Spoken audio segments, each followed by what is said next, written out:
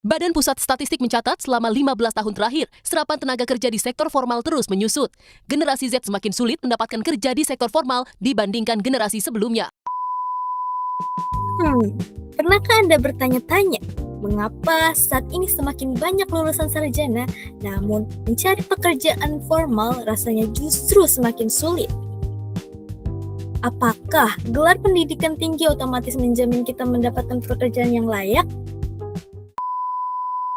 Assalamualaikum warahmatullahi wabarakatuh, dan salam sejahtera bagi kita semua. Perkenalkan, saya Lintas Zinal Meisayu, mahasiswa program studi statistika Fakultas Matematika dan Ilmu Pengetahuan Alam Universitas Negeri Jakarta.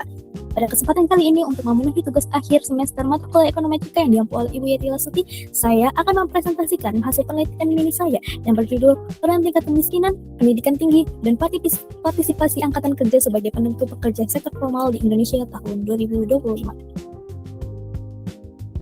Sebagai gambaran awal, penelitian ini menggunakan data cross-section dari 28 provinsi di Indonesia. Hasil utamanya menunjukkan bahwa model ekonometrika yang dibangun memiliki daya jelas yang sangat baik, yaitu sebesar 70,9%.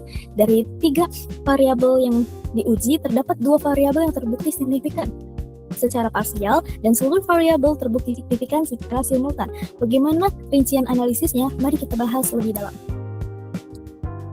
Latar belakang penelitian ini berangkat dari sebuah fenomena ketenagakerjaan. Berdasarkan data BPS tahun 2025, terdapat 42,2% pekerja di Indonesia yang berstatus formal, sisanya masih didominasi oleh sektor informal yang minim perlindungan. Dan menariknya adalah ketimpangan ekstrim antar provinsi. Provinsi Kepulauan Riau mencatat proporsi pekerja formal tertinggi sebesar 65,75%, dan yang provinsi terendah yaitu Papua Pegunungan berada di angka terendah yaitu 4,70%. Nah, tentang yang mencapai 61,05 poin ini memicu rumusan masalah. Apakah tingkat kemiskinan pendidikan tinggi dan tingkat partisipasi angkatan kerja mempengaruhi penyerapan tenaga kerja formal ini? Itulah tujuan utama yang akan kami jawab. Untuk menganalisis masalah tersebut, saya menggunakan 3 landasan utama. Pertama, teori dual ekonomi dari Lewis yang menjelaskan bahwa pembangunan adalah proses transisi tenaga kerja dari sektor tradisional ke sektor modern atau formal. Kedua, konsep reservation wage, di mana kemiskinan akan menekan batas upah minimum yang dapat diterima seseorang, sehingga mereka terpaksa menerima pekerjaan informal demi bertahan hidup.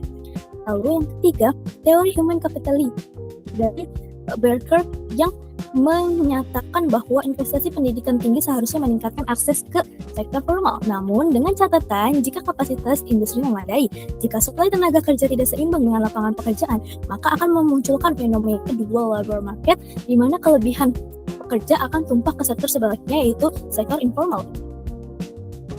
Nah, penelitian ini juga merujuk pada beberapa literatur terdahulu seperti Siba dari Yang dan kawan tahun 2023 yang menekankan bahwa kemiskinan mendorong penerimaan kerja informal. Namun, ada temuan yang bervariasi terkait peran pendidikan, seperti pada penelitian Bunga dan Haryanto tahun 2024, di mana indikator pendidikan justru tidak signifikan.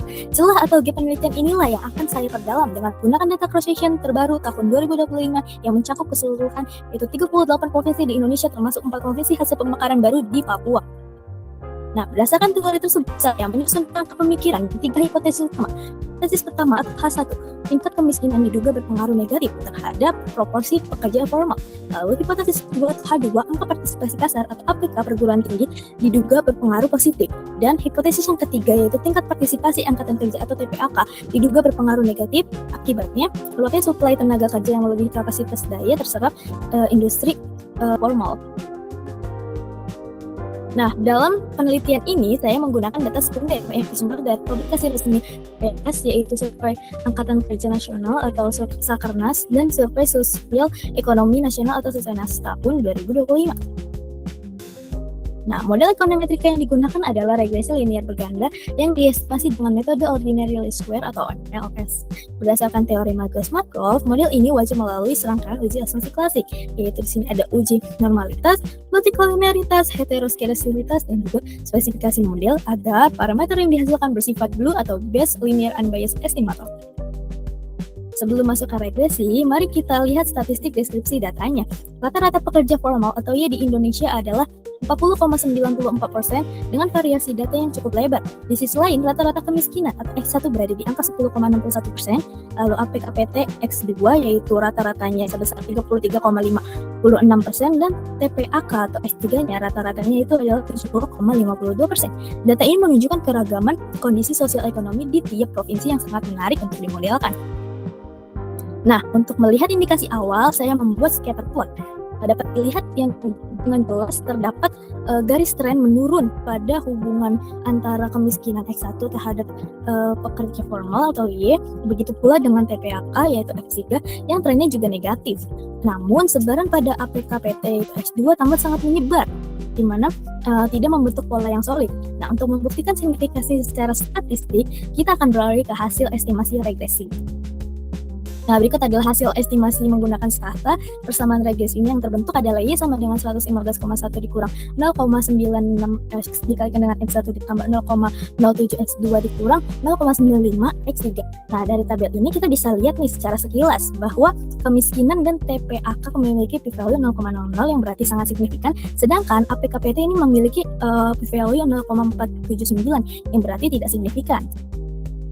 Nah, namun sebelum kita menyimpulkan persamaan tadi, kita harus model asumsi kelas dan hasilnya sangat baik. Shapiro-Wilk menghasilkan p-value 0,7881 yang berarti residual berdistribusi normal. Untuk uji FIF atau FIF yaitu menunjukkan sebesar nilai di bawah 10 sehingga terbebas dari multikolinearitas, lalu uji Luss-Pagan yang mendapatkan p-value 0,4529 yang membuktikan variance konstan atau homoskedastisitas, serta uji Ramsey-Set di mana membuktikan bahwa p-value-nya itu adalah 0,2609 yang membuktikan model linear ini sudah sangat tepat. Nah, jadi kesimpulannya model ini terbukti dulu dan inferensi statistiknya valid. Nah, sekarang kita interpretasikan koefisiennya secara mendalam. Yang pertama di sini ada kemiskinan yang berpengaruh negatif sebesar minus 0,9683, yang artinya dengan asumsi ceteris paribus, setiap kenaikan 1% tingkat kemiskinan akan menurunkan persentase pekerja formal sebesar 0,96%, yang hal ini mendukung mekanisme reservation rate di mana kemiskinan itu mendesak warga menerima pekerjaan informal. Lalu yang kedua, TPAK yang juga berpengaruh negatif sebesar minus 0,9542, yang ini membuktikan bahwa berlakunya dual labor market theory di Indonesia di mana kelebihan suplai angkatan kerja terpaksa beralih ke sektor yang informal karena daya serap sektor formalnya itu terbatas. Lalu yang ketiga yaitu ada APK perguruan tinggi yang tidak signifikan. Nah, temuan ini sangat penting karena mengonfirmasi fenomena structural investment angka kelulusan perguruan tinggi yang tidak sejalan dengan pertumbuhan kapasitas industri lokal, sehingga banyak lulusannya itu tidak terserap di sektor formal. Nah, melalui uji parsial kita menolak angka untuk variabel istimewa, namun dalam menolak angka KPT untuk menggunakan nilai 27,61 dengan 0,00 artinya secara simultan sama-sama ketiga variabel independen ini berpengaruh sangat signifikan terhadap penyerapan tenaga kerja formal, dan kehebatan model ini juga dibuktikan oleh nilai koefisien determinasi atau R-square sebesar 0,7090. Ini berarti model itu mampu menjelaskan 70,90% variasi perbedaan proporsi pekerja formal antar provinsi, sebuah daya penjelas yang sangat baik dan kuat juga untuk ukuran data sosial ekonomi. Nah, berdasarkan analisis tersebut, saya merumuskan beberapa rekomendasi kebijakan. Pemerintah tidak hanya memfokuskan pada pendidikan tinggi saja, tanpa menyediakan lapangan pekerjaan. Perlu juga ada penguatan link and match kurikulum kampus dengan kebutuhan industri lokal. Selain itu, program pengentasan kemiskinan juga harus diintegrasikan langsung dengan penciptaan lapangan pekerja formal yang layak, khususnya di provinsi-provinsi wilayah timur di Indonesia. Nah, demikian presentasi mengenai analisis ekonomi penentu pekerja sektor formal di Indonesia. Dan berikut ini adalah daftar pustaka yang menjadikan data ini.